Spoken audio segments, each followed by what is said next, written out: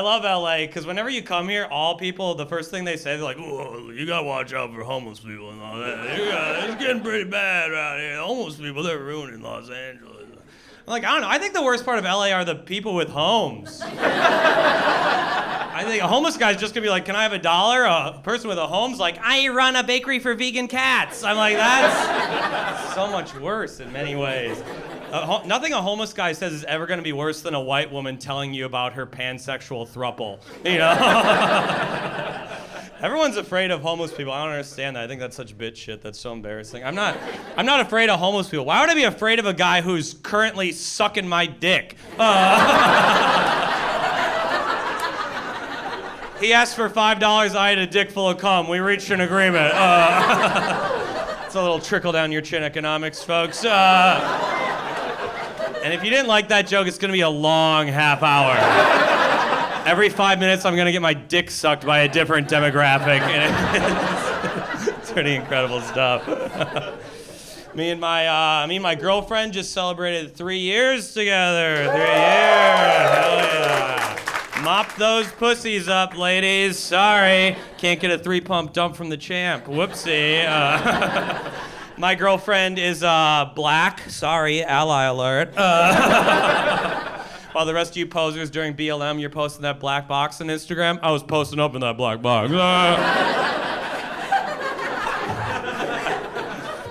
I'll never forget this. The first time we hooked up 3 years ago, I told my girlfriend I was clean of STDs, and she was like, "You can't say you're clean of STDs anymore. That's offensive now, because it implies that STDs are dirty."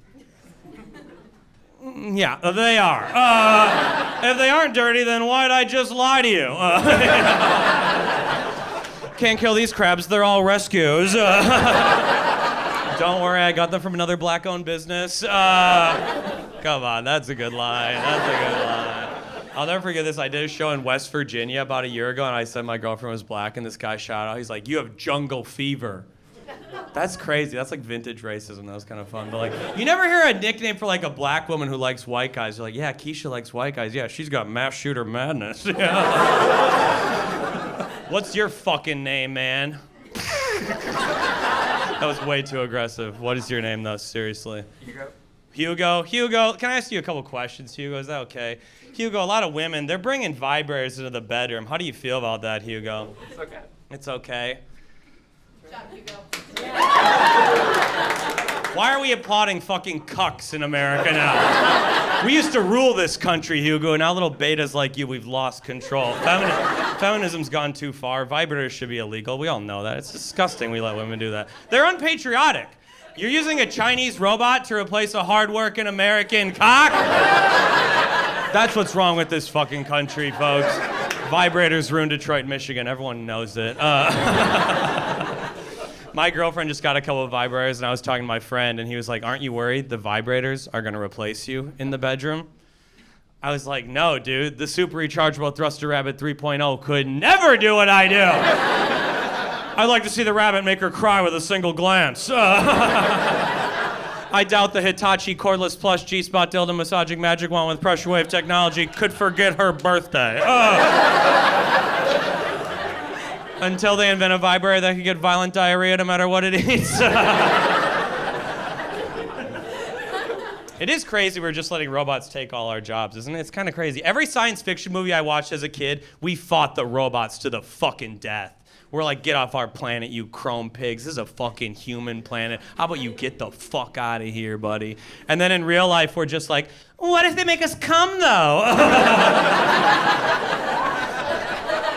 I bet Wally could find my clit. Oh, a little Wally joke. But, Hugo, sexuality is a spectrum, isn't it, Hugo? We're all a little gay. We're all a little straight. No one knows that better than you. And what would you say your sexual percentages are, Hugo? Like 80? I'm 15% gay. Not enough for a scholarship, but enough to make Thanksgiving a little tense. What would you say your sexual percentages are, Hugo? Mostly straight. Mostly? Could you put a number on it, Hugo?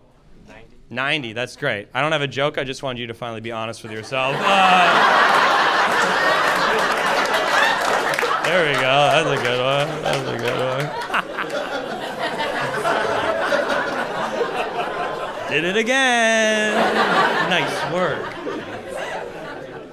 I'm feeling good. I did a sensory deprivation tank a couple weeks ago. You guys ever done these things? It's where you like float in silent darkness for 90 minutes. It's the best I've ever felt in my entire life. That's how bad life is. Take away sight, sound, and other people. I'm like, I could get used to this. You know? It was amazing. I left the tank. I was cleansed of anxiety. I felt like a newborn baby. And then I went to Starbucks, ordered a drink, and I was like telling her how to spell my name. I was like, oh, it's Geoffrey, by the way. And she's like, oh, Joffrey? Joffrey? Are you named after King Joffrey from Game of Thrones? And I was like, put me back in the tank! And then 5 minutes later, a different barista looked at the cup and she's like, oh, iced matcha latte for Geoffrey. You think my name's fucking Geoffrey, dude? Geoffrey kills himself in preschool, buddy. Like, Geoffrey's a 4-year-old, like, I can't take it anymore. These are Flintstone vitamins. Come on, little killing kid joke. No big deal, no big deal. Let's try this one. Anyone here married? We got any people married? You're married, ma'am? How long have you been married? 6 years. 6 years. And when people got married, when you got married, they brought you gifts, right? No, it was quiet. Fuck! Well, show's over, I guess. What if I just don't know what to do? Well, can we get her out of here? That's why I don't do crowd work with women. I have one rule and I broke it. I think this is a rule. A lot of my friends are getting married. They're all giving up like many of you have recently. And I think we can agree single people shouldn't have to bring a gift to a wedding. I think it's a very fair rule. It's so cruel to make single people bring a gift to a wedding. The couple's just waiting there like, oh, what did you bring us, you unfuckable goblins? You know? All the single people are waiting in line like, oh, sex gods, please accept this Roomba. I went to my friend's wedding recently, and he was like, yo, dude, for the gift, just give us some cash so we can start a family. Give us some cash so we can start a family. And I was like, if $32 in ones from me is the decisive factor in you guys starting a family, I'll throw in $500 for the abortion. I know it's a little early in the set for abortion jokes, but you gotta do them in the first trimester, folks. Come on, can we have fun anymore? Can we have fun anymore?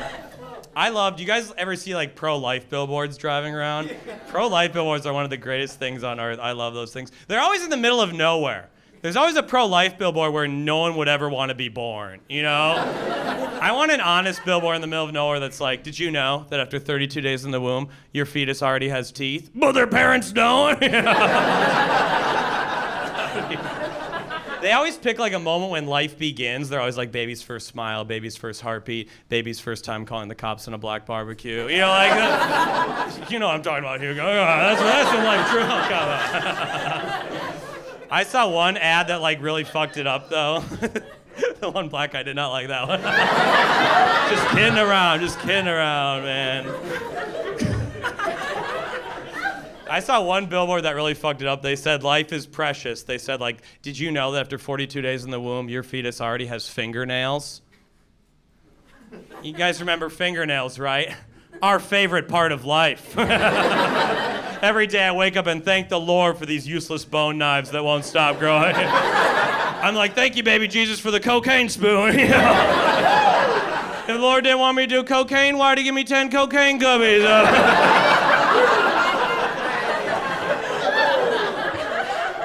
I did that joke in Austin, and this lady came up to me afterwards. She was so angry. She's like, that's a disgusting joke. You need to stop telling that joke. And I was like, lady, I can't abort that joke. It already has legs.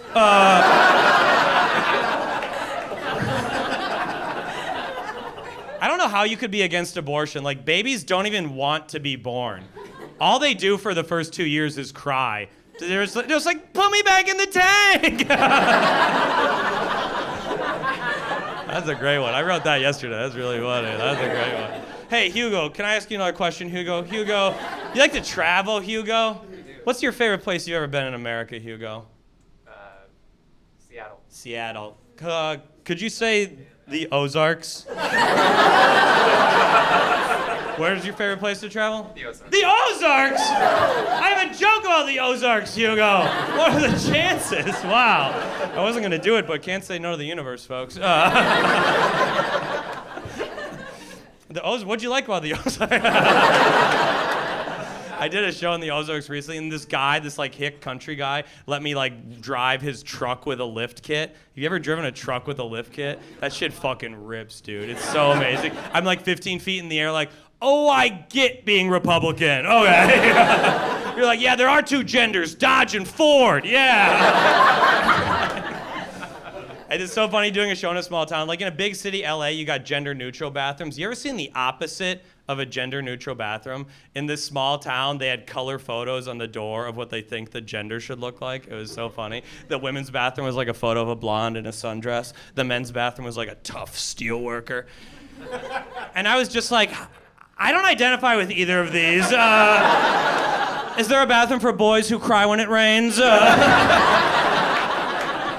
Is there a bathroom for men who identify as women when the check comes? That's got to be one of the lamer culture war things. People who are against gender-neutral bathrooms. It's always so lame. It's always a guy like, well, if anyone go in the bathroom, what's going to stop a transgender pedo with a penis from waltzing in and touching my little princess? It's like, you think all these years the pedophiles have been stopped by the gender sign? You know, pedophiles, big rule followers. They're always like, I'm a law-abiding citizen first and a kid second.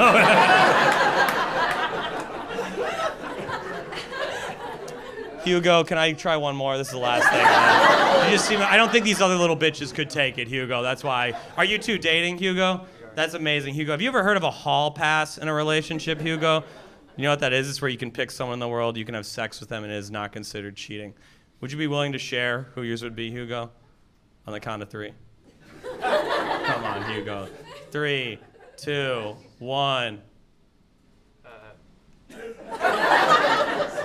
Come on, man. I'm dying up here. Be better than that woman. Prove that we're superior.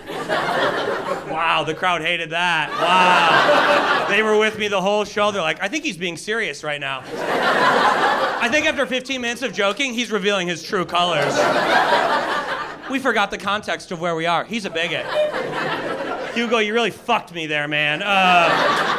Me and my girlfriend, we're doing the hall pass thing. My girlfriend, she picked Idris Elba.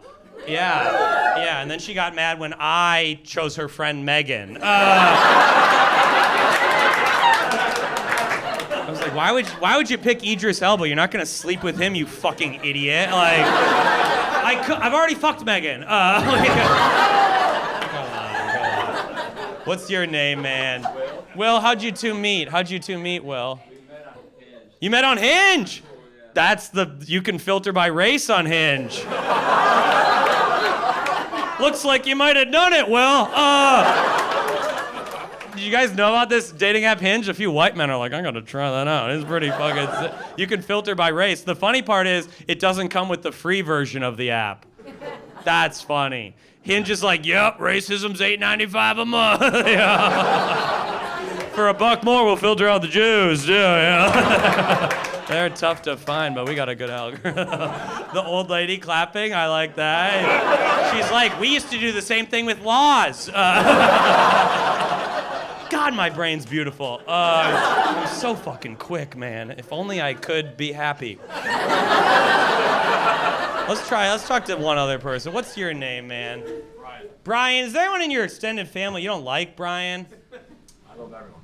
Fuck you, man. If one more person does that, I'm gonna fucking rip their head off. Just do what daddy tells you, people. What about Hugo? Is there anyone in your family you don't like? Yes. Yeah, you're learning, Hugo. I like this. I'm gonna have you sucking your own cock in 10 minutes. What the fuck? Who do you not like in your family, Hugo? My aunt. Your aunt. And why is that, Hugo? That's amazing. Long story short, she organized my mom's funeral and stole the extra money. Dang. Oh, shit. Okay, I don't have anything funny. I just wanted you to think about that again tonight. That was pretty funny. Okay, I'd never done that. That's tragic, Hugo. Thank you for sharing, but I don't have anything funny about that. No, that was great. Oh, it was a long time ago. Okay. But it never truly leaves you, does it, Hugo? I don't get along with my mom, Hugo. Everyone knows that about me. I don't get along with my mom. I was with my mom recently. Do anyone else's parents still treat them like they're a 9-year-old kid? Does this make sense to anyone? My mom cannot fathom I've liked a new thing since 1999. You know what I mean? Like, I was eating a hot dog next to my mom a couple months ago. I was putting mustard on it, and she was like, "You don't like mustard. You've never liked mustard. What's going on?" And I was like, "Yeah, Mom, I didn't like mustard. And then I got my dick sucked at Panera, okay? And now I like Dijon, okay? She's like, "What? You never used to like getting your dick sucked? What's going on? You made such a stink when your Uncle Ben did it."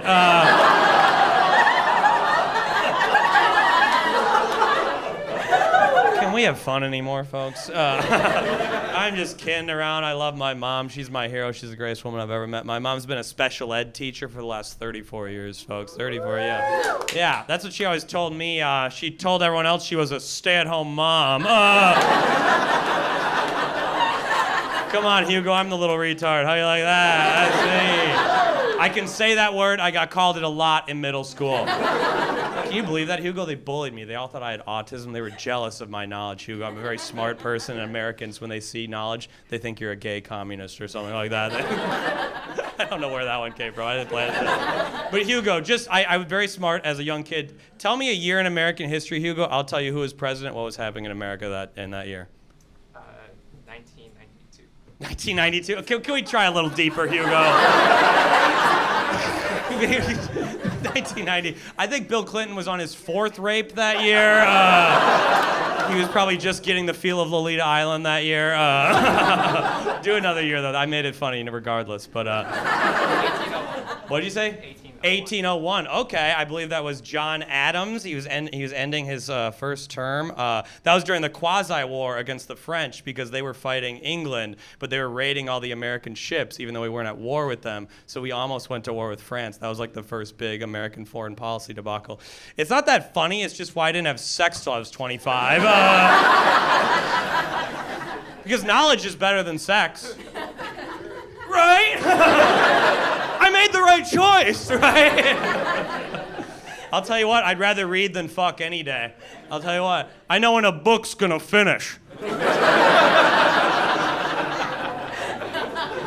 I've never gotten to the end of a book and it's like, "Oh, you're not done yet, mister." Flip me over and try again, you little bitch.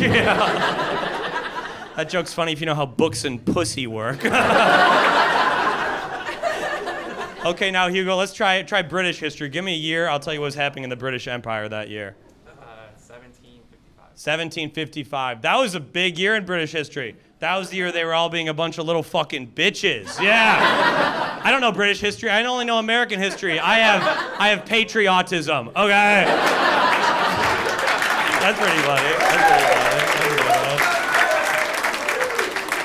Okay, Hugo, last thing I'll ask of you. Hugo, what do you want next, Hugo? Sex or politics? What do you want? Sex. Sex? Oh, get up here, brother.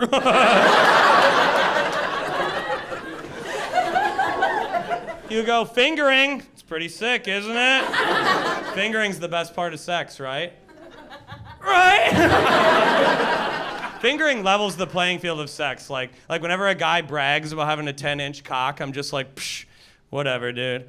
I got 10 3-inch cocks. Actually 11, but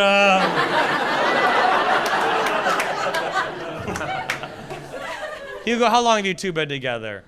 10 months. 10 months. You guys ever argue about anything, Hugo? Sometimes. Sometimes? What's the biggest argument you had recently? Come on, we're just all slowly dying. What did you say? Long time to get ready. She takes a long time to get ready, Hugo, and I like that you keep her. I like that, Hugo. You got to be the man of the house, Hugo. Wow, okay, cut that. Don't cut that part. The crowd hated that. They hated me. They think I was evil there. I'm just playing a character up here called Guy Who Says What You Want to Hear. Me and my girlfriend, we got in a big argument the other day. She lied to me during sex. We were having sex. She looked me right in my beautiful German eyes, the best eyes, a man once said.